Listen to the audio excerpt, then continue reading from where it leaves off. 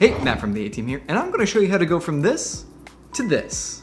Today on Format Film School, we're fixing common lighting mistakes. Let's go.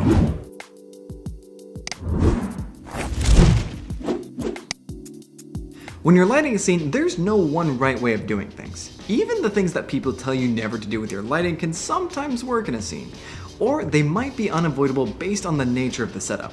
But there are a few things that will look bad no matter when they're used. So today, we're showing you what those things are and how to fix them so that your lighting will always look great. Let's check it out. So for our first light, we have the 300x set up with a for now modifier pointed down at our subject. But there's a few issues with this setup. First, because of the position of the light itself, it's creating really harsh shadows under his eyes. Second, because we had set the light too bright, we're actually overexposing his face. But there's a few things we can do to correct this. First, we fix the exposure by dimming down our light and then checking that exposure using false color on our camera. Now to fix the eye light issue, we kept the 300x where it's at and added an Aputure MC placed right in front of our talent and dimmed it down as low as possible. This created a nice eye light in the actor's eyes without washing out his face. Another thing you can do to fix the harsh shadows and the eye light is to actually reposition your key light. In our case, we're using the Nova P300C, and we repositioned it about 45 degrees to the actor's face. This gives some dimension to the actor's face while being frontal enough to fill in the eyes. Then to check exposure, we used false coloring again on our camera and dialed down our light until we got the nice exposure we were looking for. Another issue you might run into is having your character blend in with the background.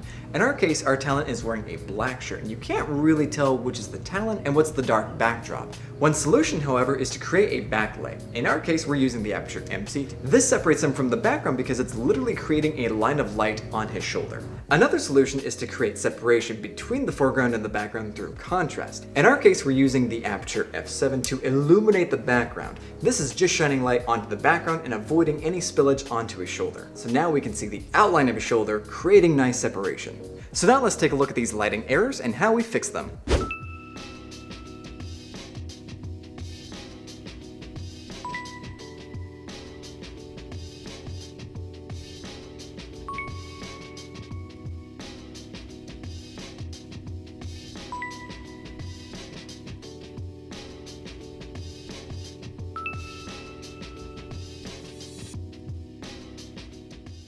Alrighty, time for a recap. When lighting a scene, there are 3 mistakes you want to avoid. First, never overexpose the subject's face. The face is the most important part of your frame because it's what the viewers are drawn to most. So make sure you don't lose any information by clipping the highlights. Second, make sure the eyes aren't in deep shadow. When there's no reflection in the eye of the character, they can look lifeless and it's hard for the audience to connect with them. And third, don't let your subject blend in with the background.